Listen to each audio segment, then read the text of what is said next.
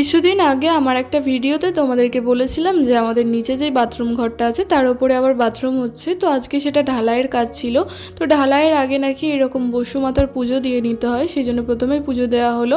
তারপরে এখানে দেখো আমাদের উঠানের মধ্যে সমস্ত কিছু মাল মশলাগুলো মাখানো হয়েছিল।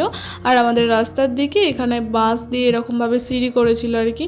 কাজ কিছুটা হয়ে যাওয়ার পর এখানে এখন সবাইকে টিফিন করতে দেওয়া হচ্ছে। টিফিনে ছিল এখানে মুড়ি, ঘুগনি, পাঁপড় ভাজা আর ডিম সিদ্ধ।